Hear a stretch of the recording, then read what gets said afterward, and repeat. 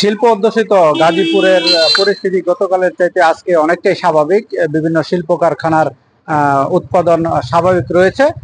আজকে কিন্তু বৈরী আবহাওয়া বিরাজ করছে। সেখানেও আমরা সকালে দেখেছি যে গাজীপুরের সাইনবোর্ড এলাকায় ইস্ট ওয়েস্ট নামক একটি গার্মেন্টসের শ্রমিকরা তারা বিভিন্ন দাবিতে তারা আন্দোলন করেছেন এবং সেখানে তারা ঢাকা ময়মনসিংহ মহাসড়ক অবরোধ করে রাখে।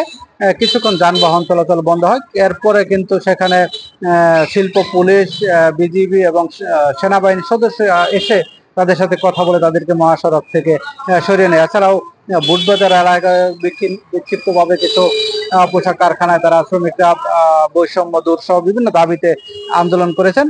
এছাড়া আমরা দেখেছি যে গাজীপুরের মৌচাক এলাকায় ট্রান্সকপ বেভারেজ নামের একটি কারখানাতেও কিন্তু শ্রমিক অসন্তোষ দেখা দিয়েছিল এবং সেখানেও শ্রমিকরা রাস্তায় নেমে এসেছিল।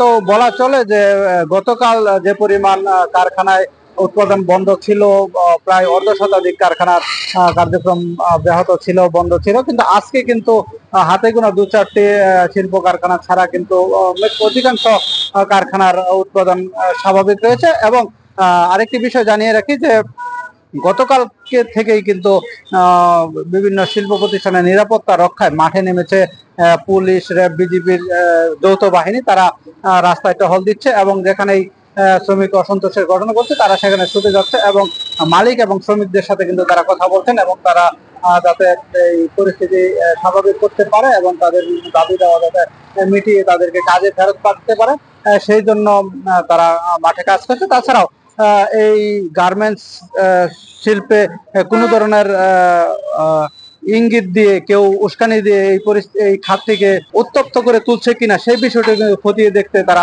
মাঠে কাজ করছে আইন শৃঙ্খলা বাহিনী। তো সব মিলে বলা যায় যে আজকে কিন্তু গাজীপুরের অধিকাংশ কারখানায় কার্যক্রম স্বাভাবিক রয়েছে।